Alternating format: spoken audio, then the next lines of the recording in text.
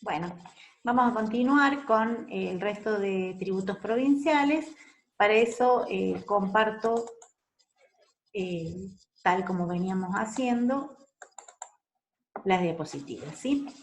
Bien, el impuesto sobre los ingresos brutos, que es un poquito el que más estamos nosotros involucrados como contadores, en el que más nos piden asesoramiento, porque también hacemos, o generalmente hacemos la liquidación de este impuesto. Entonces, debemos conocer el tema para aplicarlo y para defender determinadas cuestiones que pudieran no ser correctas. Entonces, acá también lo teníamos definido en el Código 5022 del artículo 160 al 196, ¿sí? También complementariamente se utiliza anualmente la ley impositiva, que este año es la 5638, donde define las alícuotas para cada actividad.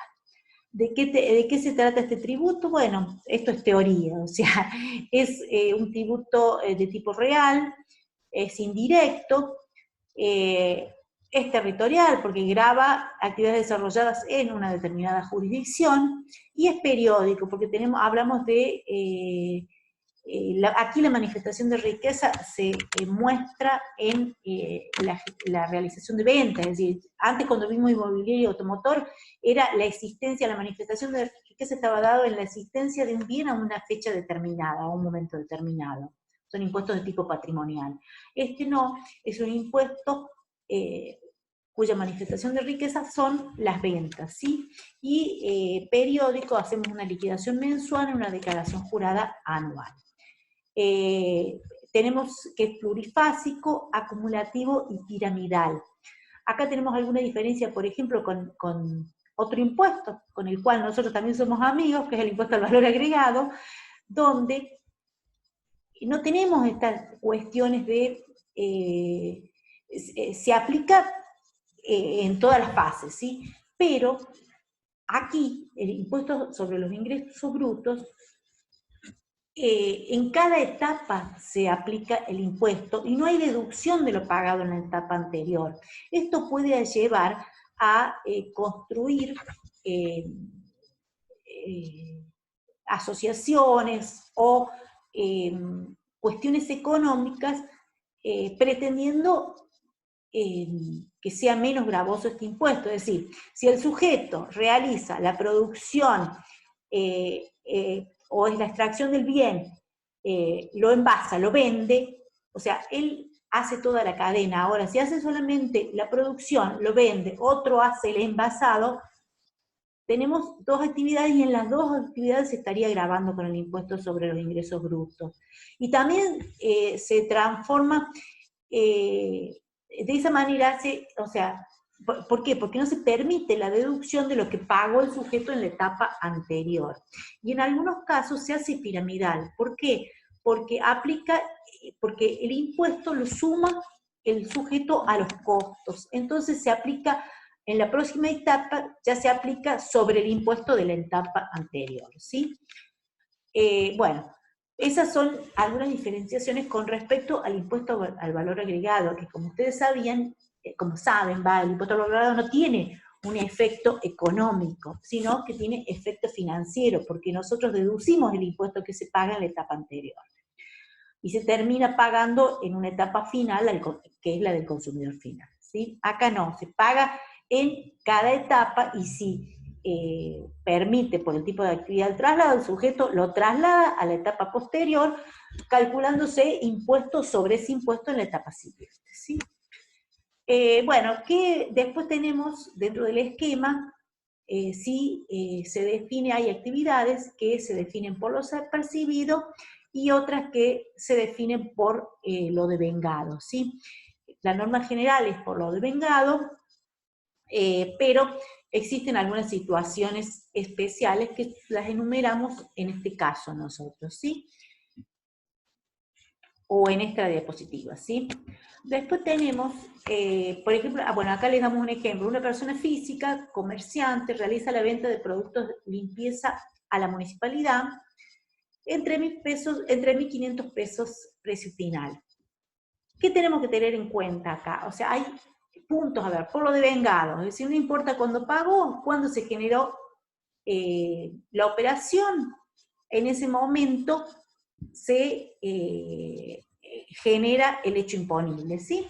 Por lo tanto, si yo hago en mayo la operación y vence en junio a los 30 días, en mayo se va a generar la obligación del impuesto sobre los ingresos brutos, ¿sí?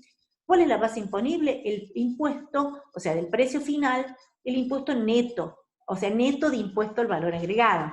Por lo tanto, si en los 3.500 pesos que tenemos en este ejemplo es el precio final, debo sacar el neto a eso. Sobre eso voy a aplicar el impuesto.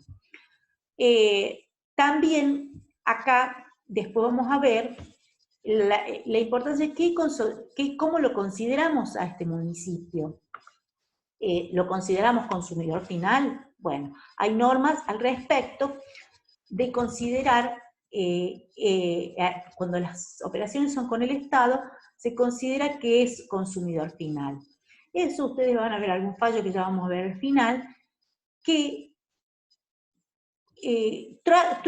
trajo unas cuantas discusiones, pero se solucionó en nuestra legislación con la incorporación en la ley impositiva. Es decir, se incorpora cada año en la ley impositiva la condición de que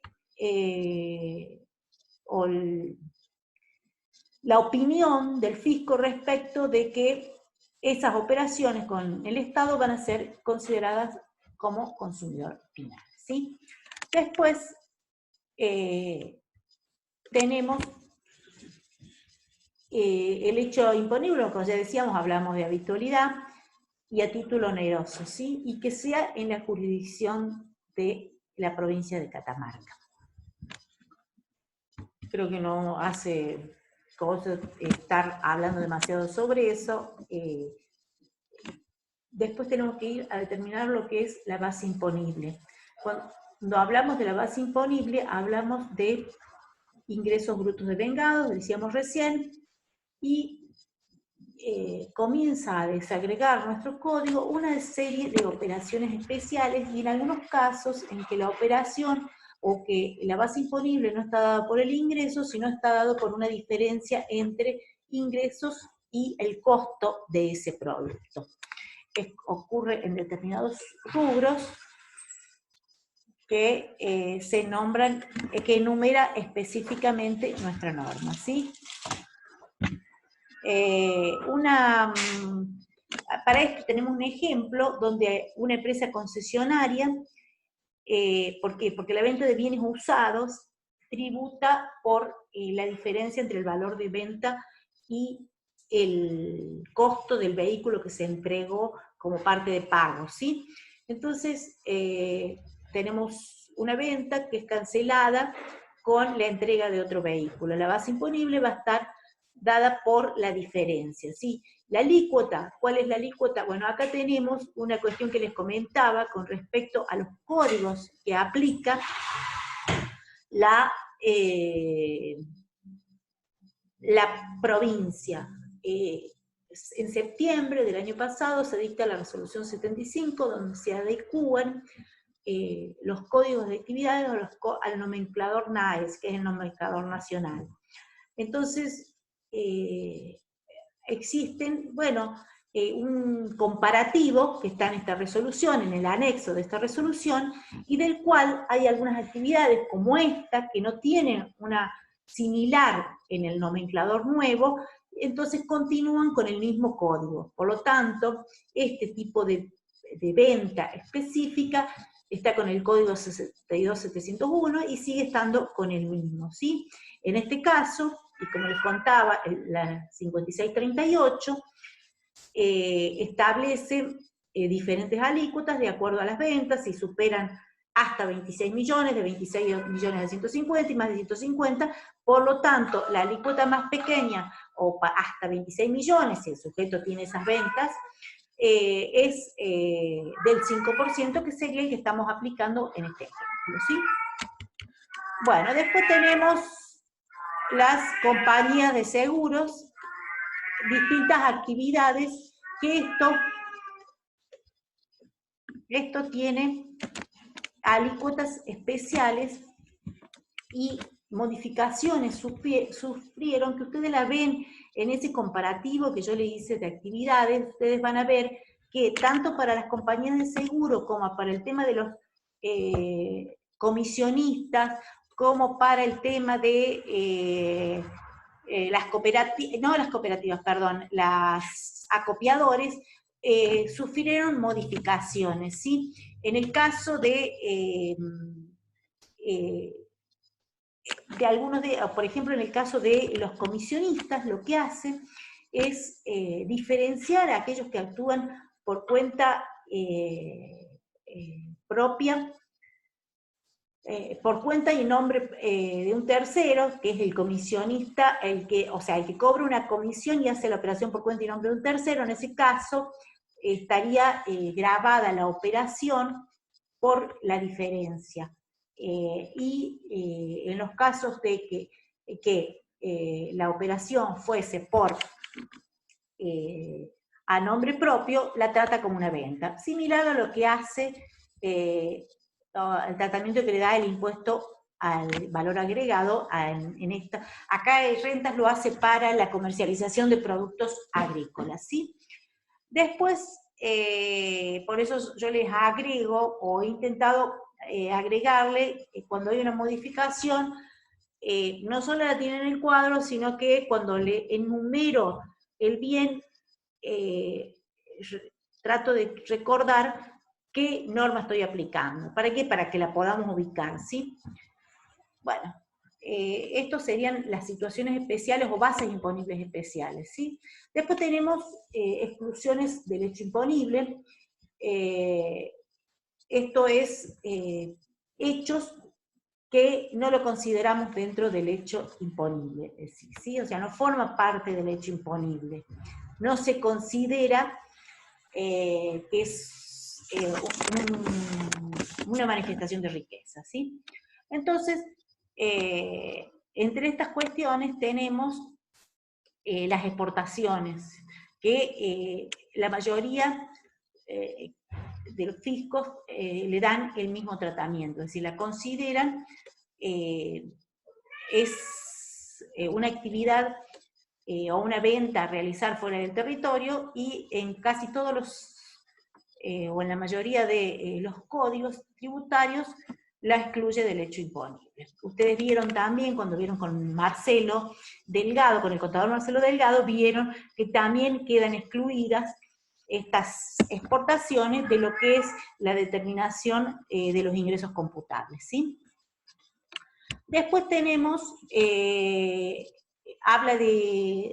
me refiero a algunas consideraciones, a algunos fallos, y de algunas provincias que no lo están tratando como tal a las exportaciones, ¿sí? Para que lo tengan en cuenta, para que si lo necesitan, lo apliquen, ¿sí? Después tenemos, vamos a qué excluimos de la base imponible, es decir, hay determinados ingresos que no cumplen con la definición de ingreso alcanzado, y entonces estos hechos no estarían dentro de lo que es el hecho imponible, ¿sí? Es distinto de la exención, porque como dijimos, la exención es algo que está dentro del hecho imponible, está dentro del hecho gravado, pero el legislador quiso puntualmente beneficiar a esa actividad, ¿sí? Entonces, las exclusiones no lo considero dentro, no lo considero una manifestación de riqueza, si se quiere, y no formaría parte de lo que es el hecho imponible del impuesto, pero las exenciones sí son parte del impuesto, que expresamente, y por una norma de igual jerarquía, se las exime de pagar. ¿Qué es lo que no integra las bases imponibles del impuesto? Los impuestos internos, el débito fiscal, eso lo vimos en el ejemplo, no sé si se acuerdan, ese de los 3.500 pesos, donde, ¿qué decíamos? El débito fiscal lo extraemos, lo sacamos, aplico sobre el neto. Es más, algunos van más, hay jurisprudencia que va más allá de eso y excluye o transforma en neto los ingresos facturados por los monotributistas a consumidores finales, ¿sí? Ustedes saben que los monotributistas es una forma especial de ingreso de un tributo combinado, que no necesariamente significa que pagan débito fiscal, ¿sí? Pero bueno, esta jurisprudencia da a favor de quitar que las ventas, que dice que cuando las ventas son al consumidor final se debería deducir el impuesto. Después, tenemos el caso de los reintegros de capital. El tema de los reintegros de capital, ¿qué pasa? O sea, en el caso de los préstamos, ¿qué es lo que está grabado en el caso de los préstamos? El interés. No es que está grabado el reintegro, es decir, cuando el sujeto devuelve el capital más el interés, la parte que está grabada es el interés. Esto mismo pasaba, yo disculpe por ahí los comparo con el impuesto por valor agregado, pero es como que vamos viendo las bases imponibles, por ahí en algunas cosas se asemejan, ¿sí? Bueno, en este caso también, o sea, en ingresos brutos, ¿qué grabamos con ingresos brutos? La parte del interés. Lo otro es reintegro de capital, no está alcanzado, ¿sí? Después, bueno, otros conceptos no alcanzados, reintegro de los comisionistas, subsidios y suspensiones. En este tema de los subsidios, tenemos ahora, me imagino que muchos ahora tendrán, muchos, o bueno, en parte todos algún caso tendremos, de este subsidio que está dando el Estado Nacional en concepto de pago de salarios, porque para la empresa significa un subsidio. Bueno, acá está claro, me dice que los subsidios y subvenciones que otorga el Estado Nacional no va a estar alcanzados. Entonces, había una jurisprudencia, pero este caso era muy especial. ¿Por qué? Porque el Estado pretendía gravarlo porque estaba vinculado con el ingreso bruto, o pretendía vincularlo el Estado con el Estado provincial de esa jurisdicción con el ingreso bruto. En este caso particular, el subsidio, esto que sabemos que es un ingreso para la empresa, que veremos el tratamiento que se le va a dar en ganancias, que veremos el tratamiento que se le va a dar en el impuesto al valor agregado, pero en ingresos brutos me dice que no está alcanzado, ¿sí? También me habla de los ingresos correspondientes a las ventas de bienes de uso. Y acá también algunas cosas de ingresos brutos, perdón, si está grabado o no la venta de bienes de uso. Al principio estábamos hablando de que no está alcanzado, pero, o no forma parte de la base imponible, ¿no es cierto? Pero tenemos esta jurisprudencia de esta cervecería Bieker que intenta grabar, el Estado intenta grabar los envases que usados que la empresa, otra cervecería, le vende al kiosquero, a quien ese envase usado se lo vende como inicio, después trabaja tipo de evolución.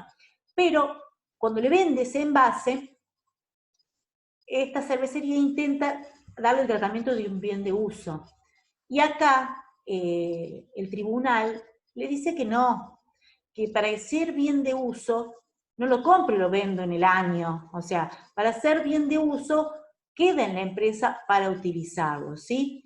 Entonces, acá recurre a la definición de lo que es un bien de uso en las normas contables. Entonces, en las normas contables son aquellos bienes tangibles destinados a ser utilizados en la actividad principal del ente y no a la venta habitual. Bajo este sustento, le deniegan la apelación a la empresa, es decir, tiene razón el fisco en esta cuestión de que se trata como una venta, ¿sí? La codificada qué tipo de venta, pero no es bien de uso que no está alcanzado, ¿sí?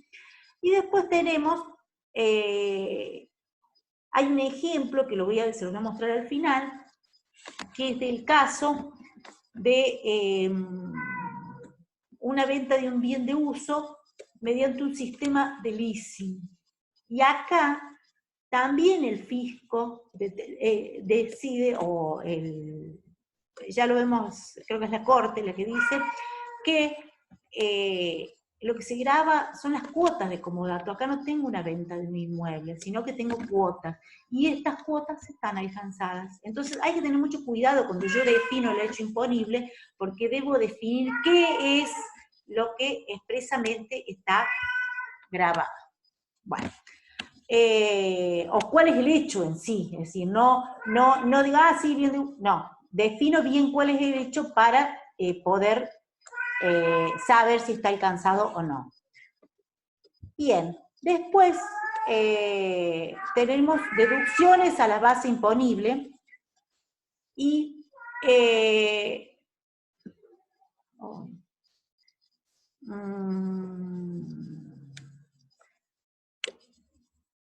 bueno, tenemos, entre las deducciones tenemos por mercadería de vuelta, eso se deduce, por bonificaciones, eso se deduce de la base imponible. El tema de los créditos incobrables también se deduce en los créditos incobrables, pero ¿qué pasa cuando recupero los créditos incobrables? Si ya lo he deducido, deberé sumarlos a los ingresos brutos, ¿sí? También se miden los índices de incobrabilidad para poder deducirlos que tengo para el impuesto, o sea, similar a lo que tengo para el impuesto a las ganancias, ¿sí? Bien. Acá me da un ejemplo de un contribuyente, hago una factura del 3,5 por 600 pesos. La misma no se había percibido de que el deudor había desaparecido. Y se había registrado, la misma no se había percibido, había que el deudor había desaparecido y se había registrado su incobrabilidad. Debe declararse ya que es un recupero de incobrable. Es un poquito lo que le decía, un ejemplo simple, donde digo, sí, efectivamente, el sujeto cuando desapareció era un índice de incobrabilidad o lo deduce de sus ventas. Ahora que lo recupera, debe tributar el impuesto sobre eso, ¿sí? Tenemos después tipos de exenciones. Acá en exenciones teníamos las objetivas, teníamos las subjetivas, tenemos las que son de plenos derechos y aquellas que están sujetas a solicitudes, ¿sí?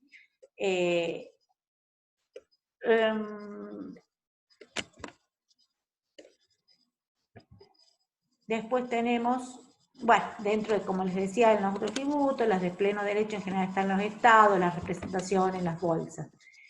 Las que no obran de pleno derecho, tenemos la actividad desarrollada por discapacitados, es decir, se exime el discapacitado, pero previo trámite.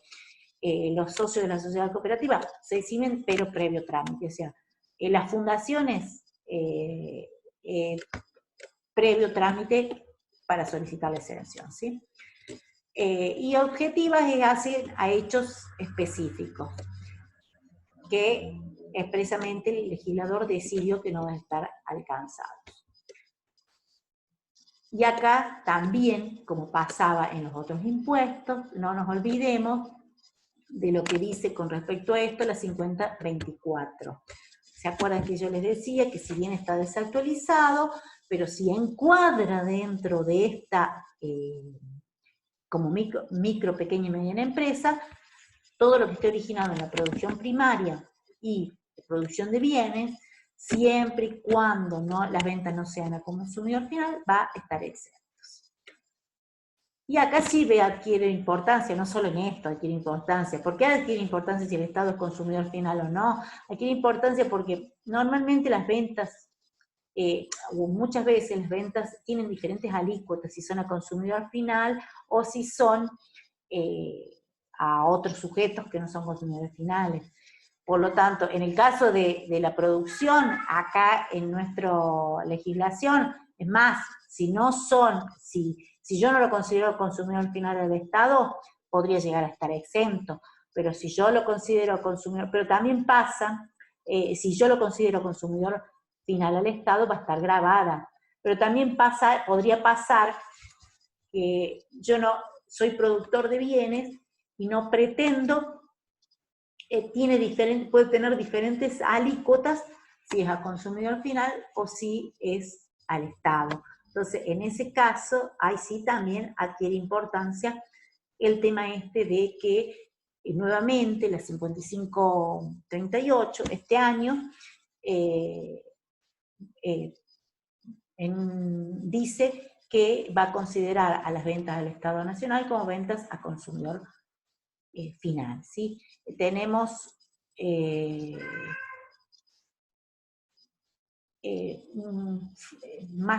ya les voy a dejar un fallo que hace un poco esto, donde dice que es de ARBA, pero cuando ellos, quien decide, tiene en cuenta que el Estado, al haberlo plasmado en una norma, ya está definiendo, más allá de que pueda haber discusiones si es o no es consumidor final, pero ya define la intención de grabar esas operaciones o de grabarla a una alícuota como consumidor final, ¿sí?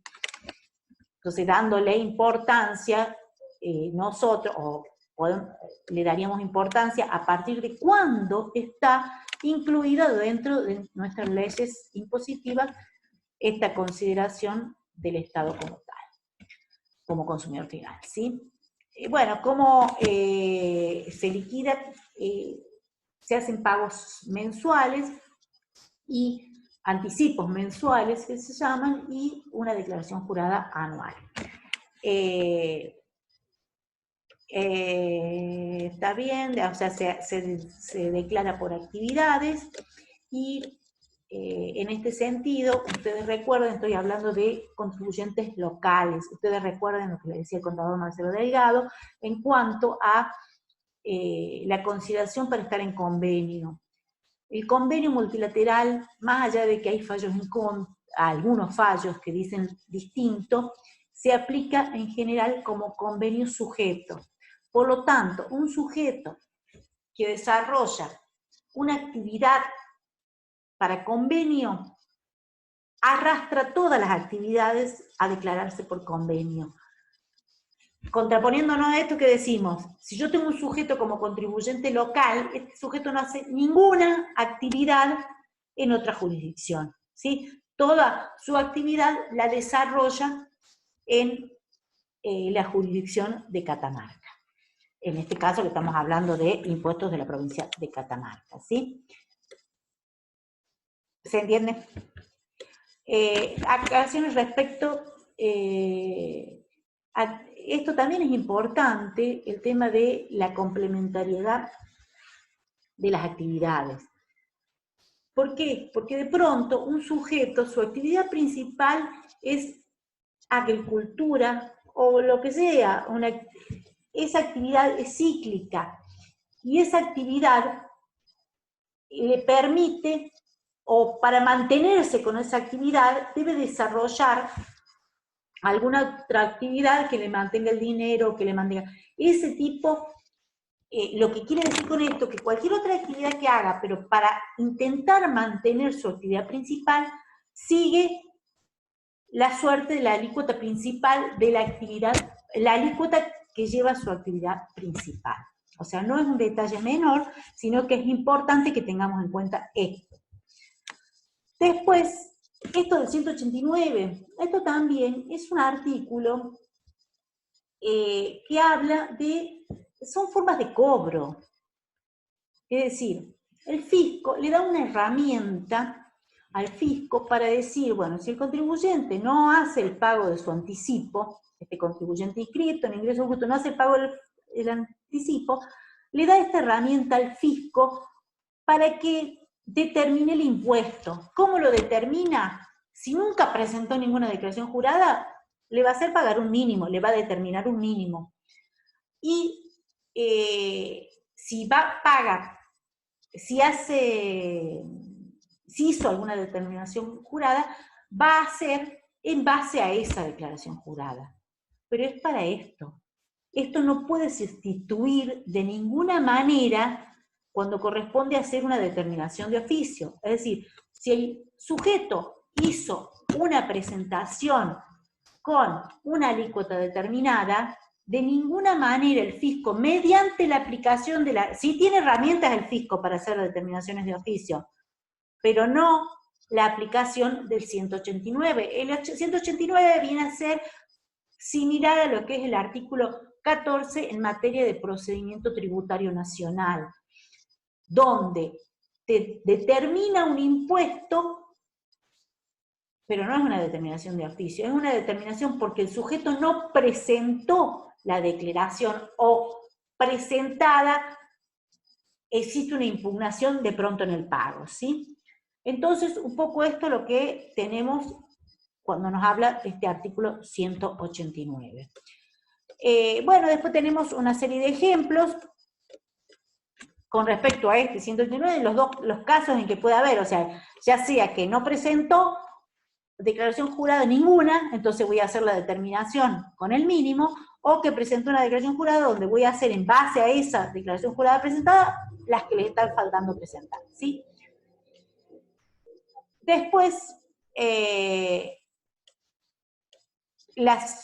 tema de la cuenta corriente todavía, bueno, ahora está adecuada un poco mejor la cuenta corriente tributaria, no obstante todavía no se permiten compensaciones, si bien todas las presentaciones son online, no lleva una cuenta tributaria nuestra provincia o la Administración General de Renta, y de esta manera sí hay un arrastre de saldos a favores, pero no me sirven de pronto para compensar o por el pago de otros tributos donde la compensación podría ser automática y hay que hacerla vía presentaciones en la agencia, ¿sí? Después tenemos la ley penal tributaria, a esto también la aplicación de la ley penal tributaria, también con respecto a esto ha hablado el contador Ludueña, y que es decir que a partir del año 2011 se incorporan a la ley penal tributaria las evasiones o los aprovechamientos indebidos de subsidio o la obtención fraudulenta de beneficios fiscales o apropiación indebida de tributos para la aplicación de la ley penal tributaria, ¿sí? La ley penal tributaria que ustedes saben es nacional, ¿sí? Bueno, pasamos, con eso doy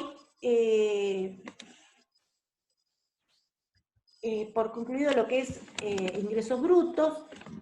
Quiero que vean en el material que ustedes tienen lo que es, hay unos fallos de inconstitucionalidad referidos a la Corte, que define la Corte Suprema por la aplicación de alícuotas diferenciales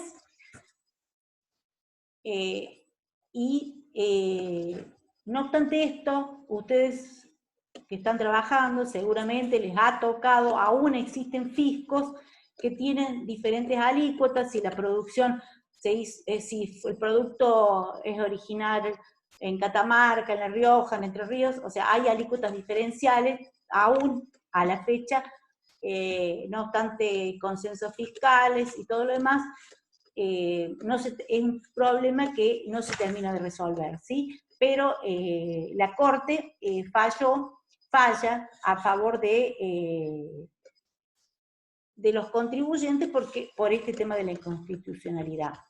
Después tenemos, también les tengo ahí dado un fallo con respecto a la consideración de consumidores finales, que le decía, hace hincapié la resolución respecto del tema de que en la legislación de la provincia, o en el código provincial, estaba previsto el tema o el tratamiento que se le daba al Estado, considerándolo consumidor final, ¿sí? Después, el tema de la territorialidad, que también dijimos que es muy importante, también lo dimos como fundamentos, y hay un fallo también de la Corte, que yo les presento ahí, que se refiere a la necesidad de determinar dónde se origina el impuesto, ¿sí?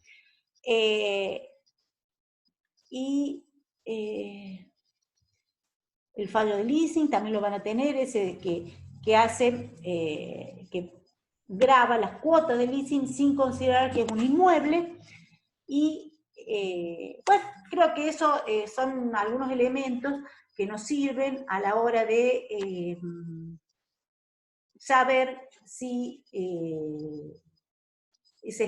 cómo se está aplicando el hay algunos temas también que en algunos fiscos, por eso yo hacía hincapié recién cuando les hablaba del impuesto de las alícuotas, decía un contribuyente, no terminan de decidir los ingresos. Cuando yo tengo mi actividad que es la elaboración de bienes, y evidentemente mi código de actividad está vinculado con la elaboración de bienes, y mis ingresos provienen de esa elaboración de bienes.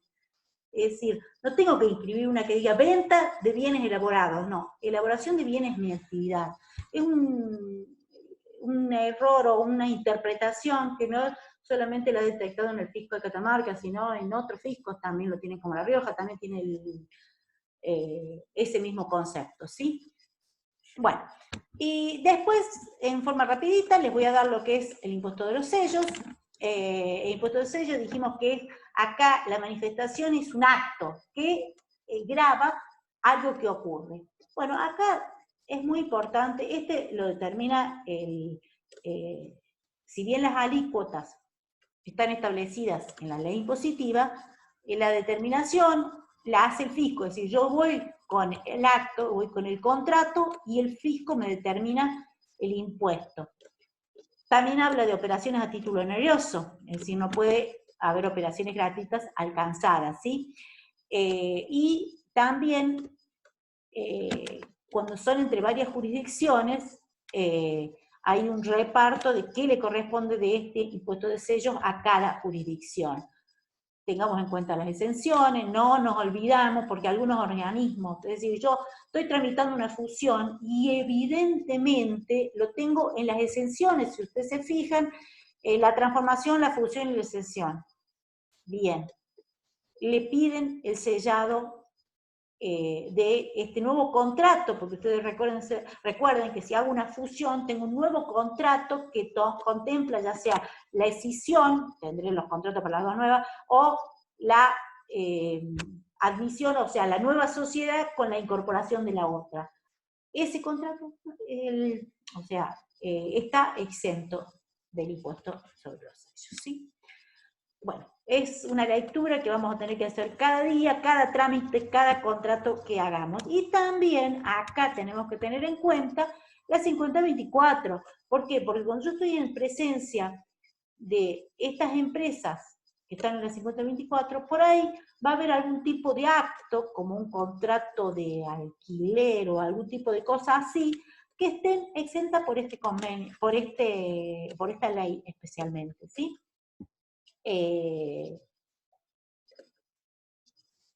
Y los que vamos a tener que advertir el hecho somos nosotros, los contadores, los asesores, ¿sí? La forma de liquidación dice que, bueno, sí, como les decía, no se requiere declaración jurada, yo voy con el acto, con el contrato, con el cheque, con el documento, con lo que esté grabado, y la administración me calcula el impuesto. Por supuesto que tengo que controlarlo, porque tengo también, dentro de la ley impositiva, las alícuotas.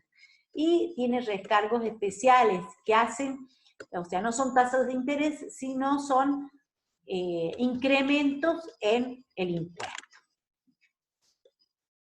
Es lo que lo hace muy especial. Después tenemos otros impuestos, a las loterías y rifas, que bueno, también la liquidación la hacen exclusivamente estos agentes de percepción. Después tenemos las tasas retributivas de servicios, que aquí son las tasas que compramos, estampados que compramos para determinados trámites o actuaciones administrativas o ante el Poder Judicial, ¿sí? Y después, nada más, estamos terminando. Muchas gracias por haber estado atendiendo, y ya vamos a seguir con la parte de municipales. De todos modos, yo voy a abrir un foro, si algo no queda claro, si quieren hacerme alguna consulta, ningún problema, el foro va a estar abierto en la página de la facultad, ¿sí? De la Económica Virtual. Muchas gracias por haber escuchado.